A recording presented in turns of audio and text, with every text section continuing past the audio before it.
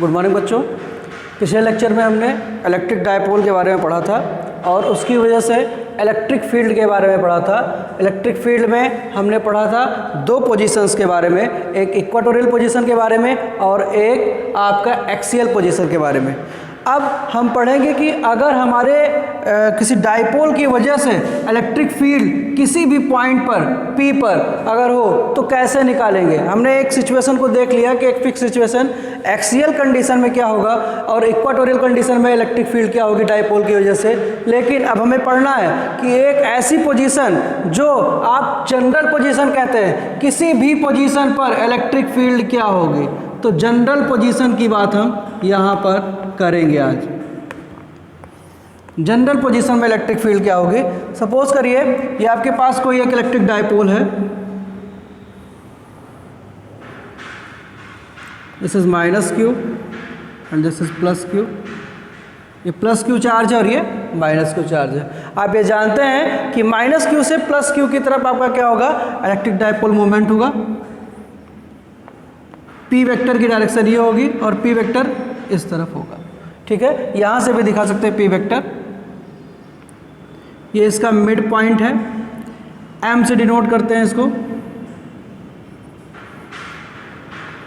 ये distance L और ये डिस्टेंस एल। ये इतना चीज़ आप इसमें जानते हैं इलेक्ट्रिक डायपोल में। अब हमारी ये पोजीशन जो इस पर आएगी वो एक्सियल पोजीशन होगी और इस पॉइंट पर जो परपेंडिकुलर बाइसेक्टर होगा उस पर इक्वाटोरियल पोजीशन होगी। हमने एक कोई भी पॉइंट ले लिया है यहाँ पर P या I ले लीजिए, क्योंकि P यहाँ पर हमने यूज़ कर रखा है। तो इस I पोजीशन पे हमको इलेक्ट्रिक फील्ड के बारे में जानना है कि अगर इस डायपोल की वजह से कोई जनरल पोजीशन हो, कोई भी पोजीशन हो, उस पर हमको निकालना हो तो हमारे इलेक्ट्रिक फील्ड कैसे निकलेगी, इस बारे में हमें जानना है। तो बेटा अगर यहाँ पर आप ध्यान दीजिए, ये पोजीशन है आपकी और इसकी डिस्टेंस यहाँ से R हो, ठीक है, तो हम इस P का कंपोनेंट ले लेते हैं। इस P वेक्टर का जो आपका वेक्टर है इलेक्ट्रिक डायपोल मोमेंट, इसका हम कंपोनेंट ले लेते हैं और किस डायरेक्शन में लेते हैं, एक इसके परपेंडिकुलर डायरेक्शन में लेंगे जो ये पोजीशन है आपकी, और ये मिड पॉइंट और इस पोजीशन को मिलाने वाली जो लाइन है इसके परपेंडिकुलर डायरेक्शन में एक ले लेंगे इसका कंपोनेंट, और एक इसी की डायरेक्शन में कंपोनेंट ले लेंगे। ऐसा हम करते क्यों हैं, क्योंकि हमको एक्सियल और इक्वाटोरियल पोजीशन के लिए एक्सप्रेशन पता है।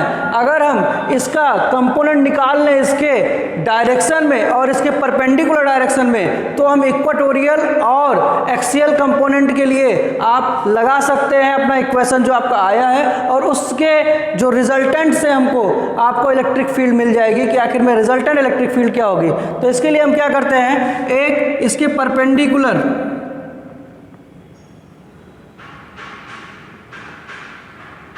कंपोनेंट लेते हैं और एक इसके डायरेक्शन में कंपोनेंट लेते हैं।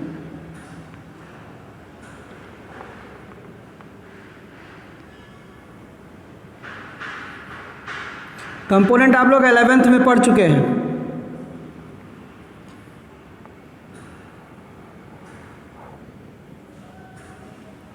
जब किसी एक वेक्टर को दो वेक्टर्स में तोड़ा जाता है रिक्वायर्ड डायरेक्शन की, तो उसको क्या बोलते हैं, कंपोनेंट। ठीक है, अब यहाँ पर अगर ये एंगल थीटा हो बेटा, थीटा डायरेक्शन में आपका ये पोजीशन है इससे, ठीक है, तो ये अगर P है तो ये क्या हो जाएगा पूरा, ये P साइन थीटा, ये क्या होगा P कॉस थीटा, लिख सकते हैं ऐसे P कॉस थीटा और ये P साइन थीटा। अब अगर हम ध्यान से देखें तो ये हमको एक वेक्टर मिल गया P साइन थीटा और ये क्या वेक्टर मिल गया P कॉस थीटा। ये दोनों किसके कंपोनेंट है, इसी P के कंपोनेंट हैं। अब अगर हम यहाँ पर ध्यान दें तो हमको दो पोजीशन जो मिल रही हैं वो इक्वाटोरियल पोजीशन और एक्सियल पोजीशन के ही फॉर्म में है। तो इस तरीके से हम यहाँ पर सबसे पहले इसके लिए निकाल लेते हैं इलेक्ट्रिक फील्ड और इसके लिए निकाल लेते हैं। ये कौन सी पोजीशन होगी, P कॉस थीटा की वजह से, तो आपका क्या निकलेगा, ई एक्सियल। एक्सियल पोजीशन में हो गई, P कॉस थीटा के ही आपके पी कॉस थीटा जिस डायरेक्शन में, उसी डायरेक्शन में कहीं पर एक पॉइंट है, उसी लाइन पर किसी पर पॉइंट है, तो इसलिए क्या होगा, ये आपका एक्सियल पोजीशन होगी। यहाँ पर जो पी साइन थीटा है उसकी वजह से क्या होगा, ये आपका इक्वाटोरियल पोजीशन में कहीं पर पॉइंट होगा। और आप ये जानते हैं कि इस पर जो इलेक्ट्रिक फील्ड आएगी वो क्या होगी, अपोजिट टू पी होगी। तो पी की डायरेक्शन क्या हो गई, एक ये हो गई पी कॉस थीटा की, पी साइन थीटा की ये हो गई, और पी कॉस थीटा की डायरेक्शन क्या हो गई, ये हो गई। तो आपको मिला क्या, हमको यहां पर इसकी वजह से जो फील्ड मिलेगी वो किधर मिलेगी, इस तरफ मिलेगी। ई इक्वाटोरियल बोलेंगे, या इसको बोल सकते हैं E due to P cos theta, और ये होगा E due to P sine theta. ठीक है, तो सबसे पहले हम इनको लिख लेते हैं जनरल पोजीशन के लिए। अगर हम P इलेक्ट्रिक करते क्या है, इसको देख लीजिए। इलेक्ट्रिक डायपोल मोमेंट आपका P होगा, जिसकी डायरेक्शन -q2 + q की तरफ होगी। ठीक है, और इसको हम रिजोल्यूट करते हैं दो कंपोनेंट्स में। P is made of two components, P cos theta in the direction of mi. I is point at which we are finding E को फाइंड कर रहे हैं। ठीक है, M I P cos theta किस डायरेक्शन में होगा, एम आई की डायरेक्शन में, and P sine theta is in perpendicular direction to M I. अब अगर ये तो सिचुएशन आपको मिल गई है, एम आई जो है वो आपका पी कॉस थीटा क्या है इसके, और अगर आप पी को लिखना चाहें तो इस तरीके से लिख भी सकते हैं, P is equal to P sine theta plus P cos theta. इस तरह से आप चाहें तो लिख भी सकते हैं। अब यहाँ पर इसकी वजह से जो हमको फील्ड मिल रही है वो क्या होगी, एक्सियल पोजीशन की तरीके जो इक्वेशन लिखा जाएगा उसकी तरीके होगी, और इसकी वजह से जो फील्ड मिलेगी वो हमको क्या मिलेगी, इक्वाटोरियल पोजीशन की वजह से जो फील्ड मिल रही थी उसका इक्वेशन लगेगा। तो अगर हम लिखना चाहें तो लिख सकते हैं E due to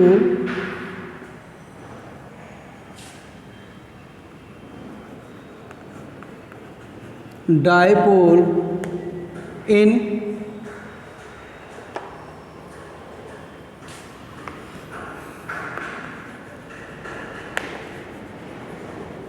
in the direction of P cos theta. अगर इसको ध्यान दें तो क्या आ जाएगा, E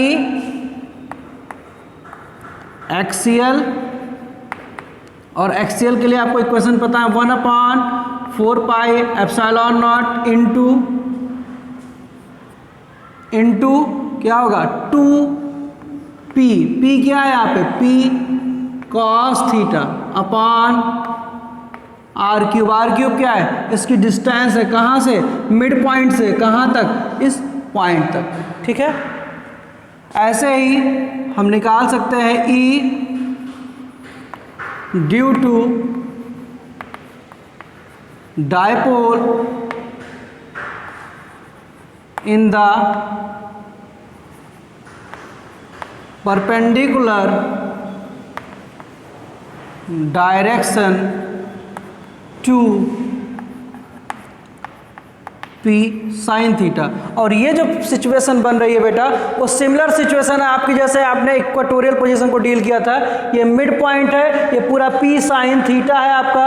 और अगर आप ध्यान दें तो ये जो P साइन थीटा आपको मिल रहा है इसके मिड पॉइंट पर ये क्या है, परपेंडिकुलर होगा, इसलिए ये इक्वेटोरियल पोजीशन पर होगा आपका I इस P साइन थीटा वेक्टर के लिए, या P साइन थीटा जो आपका इलेक्ट्रिक डाइपोल मोमेंट है उसके लिए क्या होगा, इक्वेटोरियल पोजीशन पे होगा।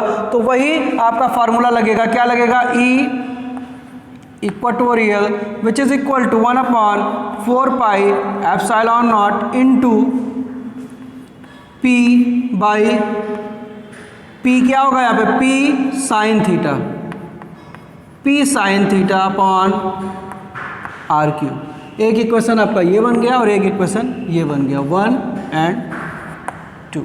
इसको नोट कर लीजिए। इन दोनों की वजह से E इक्वेटोरियल और E एक्सियल की वजह से आपको जो इलेक्ट्रिक फील्ड मिलेगी वो इन दोनों के बीच से कहीं होकर के जाएगी, इसका रिजल्टेंट होगी। रिजल्टेंट को हम बना भी सकते हैं, इसके पैरेलल यहाँ पर लाइन ड्रॉ करिए और इसके पैरेलल यहाँ पर लाइन ड्रॉ करिए, पैरेलल और इक्वल, और ये जहाँ पर कट करेगी वहीं से आपका E होकर के जाएगा। ये आपका क्या होगा, E नेट या E रिजल्टेंट किसी भी जनरल पोजीशन पे, और ये आपका रिजल्टेंट किसके बराबर होगा, इसके और इसके सम के बराबर। ठीक है, तो E नेट अगर हमको निकालना है तो ये हो गया। अब ये वेक्टर है तो इसका निश्चित तौर पे कोई ना कोई डायरेक्शन आपको देना पड़ेगा। ये डायरेक्शन क्या होगा, सपोज करिए इसको हम मानते हैं अल्फ़ा, ये डायरेक्शन कोई हो गई अल्फ़ा हो गई, अल्फ़ा बीटा गामा कुछ भी एंगल ले सकते हैं आप। ठीक है, अब अगर हम इस डायरेक्शन को बताना चाहें तो हमें ये थीटा पता होगा कि किस डायरेक्शन में हमारा आई है, और इसके रिस्पेक्ट में अल्फ़ा एंगल पर ही आपको मिल जाएगा। और यहाँ से अगर आप निकालना चाहें तो ई नेट क्या होगा, ई नेट इज इक्वल टू, अगर आप निकालना चाहें तो ई नेट बराबर क्या हो जाएगा, resultant of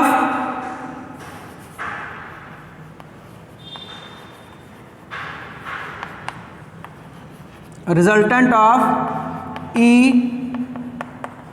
axial and E equatorial. और अगर आप इसको देखें तो E net is equal to under root E axial square plus E equatorial square. हमने नाम दे दिया है E एक्सियल है, E इक्वेटोरियल, इसको आप ई पी कॉस थीटा भी कई जगह पे आपको मिलेगा, ई पी साइन थीटा भी मिलेगा, तो उससे आप कंफ्यूज मत होइएगा जो यहाँ पे सफिक्स लगा हुआ है उससे। ठीक है, ये हो गया। इसकी वैल्यूज़ को जब हम पुट करेंगे यहाँ पर पुट करके देख सकते हैं, under root 1/4 pi epsilon naught into 2p cos theta by r cube square plus 1/4 pi epsilon naught into p sine theta upon r cube whole square. अब इसमें जो चीज़ें हमारी बाहर निकल सकती हैं पहले उनको हम बाहर निकाल लेंगे। क्या क्या निकल सकता है, ये दोनों में कॉमन है बाहर हो जाएगा, ये दोनों में कॉमन है बाहर हो जाएगा, और P दोनों में कॉमन है बाहर हो जाएगा। तो इसको हम यहाँ पर लिख सकते हैं,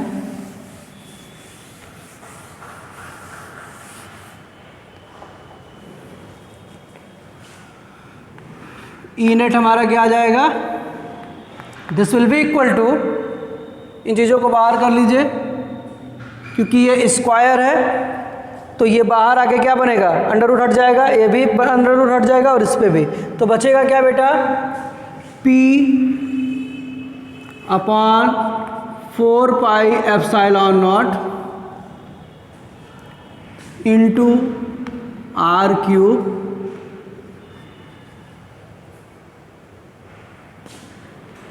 अंडर रूट 2 कॉस थीटा का स्क्वायर क्या होगा, 4 कॉस स्क्वायर थीटा प्लस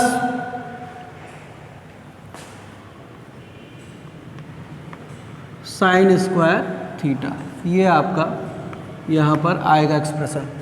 अब cos square theta plus sine square theta आया है, 4 cos square theta plus sine square theta. इसमें हम कर क्या सकते हैं, एक काम हम ये कर सकते हैं कि देखिए बेटा, इससे कॉस स्क्वायर थीटा निकाल दें तो cos square theta plus sine square theta is equal to 1 हो जाएगा। तो बचेगा क्या, under root 3 cos square theta plus cos square theta plus sine square theta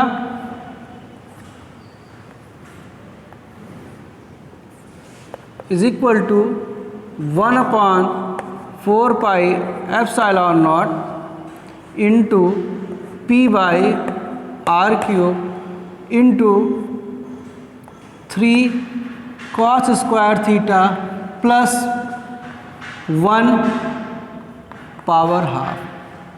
ये आपका फाइनल एक्सप्रेशन आ गया ई का कहाँ पर, किसी भी पोजीशन पर अगर आप देखना चाहें तो इलेक्ट्रिक डाइपोल की वजह से आप इलेक्ट्रिक फील्ड को कैलकुलेट कर सकते हैं और वो उसकी वैल्यू क्या होगी, इसके बराबर होगी।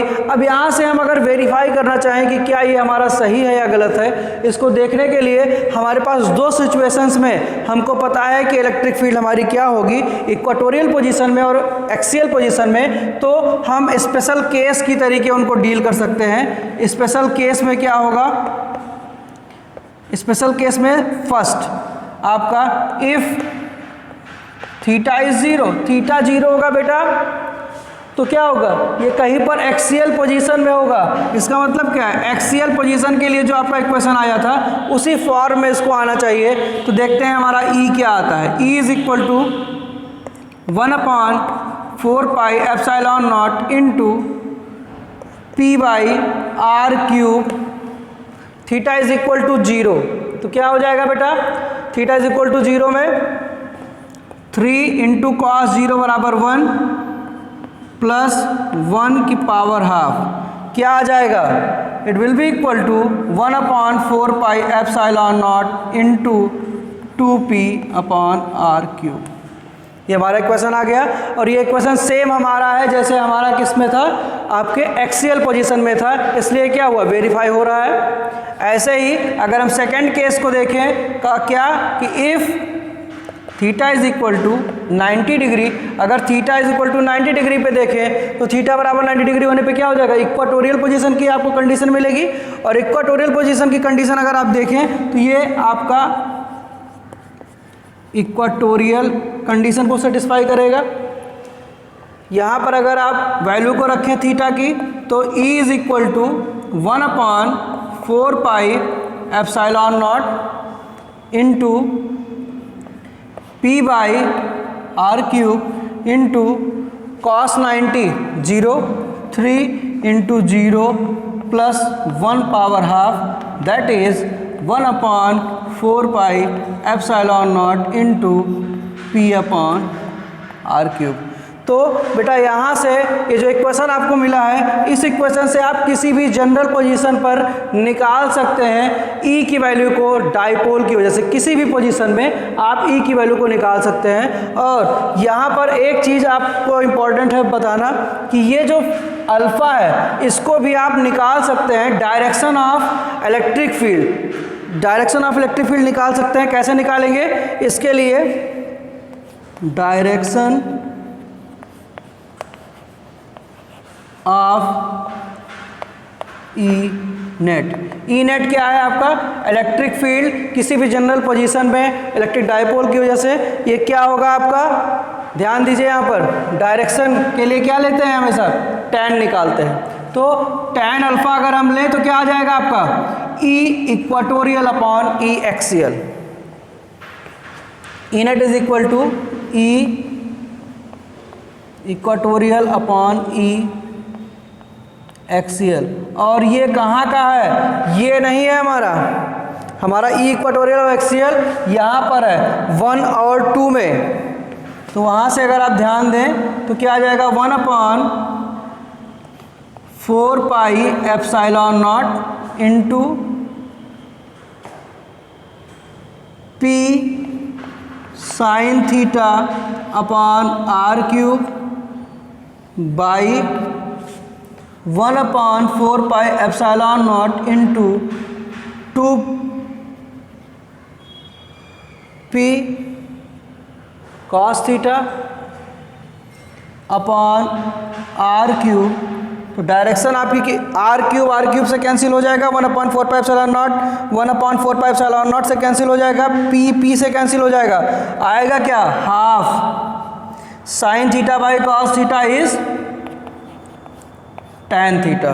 तो आपकी डायरेक्शन आ गई इलेक्ट्रिक फील्ड की, क्या आएगी, that is half tan theta, और ये किसके बराबर होगी, टैन अल्फा के बराबर। अल्फा क्या है, एंगल है, कौन सी लाइन से, जो आपकी ये लाइन इस मिड पोजीशन को और इस आपके पॉइंट को दिखा रही है, पॉइंट ऑफ इंटरेस्ट को, इसको मिलाने वाली लाइन से अल्फा है। तो हमको ये पता ही होगा, और इसके पता होने के साथ हम पता कर लेंगे कि ये कितने एंगल पर इस लाइन से है, तो ये हमको पता चल जाएगा कि आपकी इलेक्ट्रिक फील्ड की डायरेक्शन क्या होगी।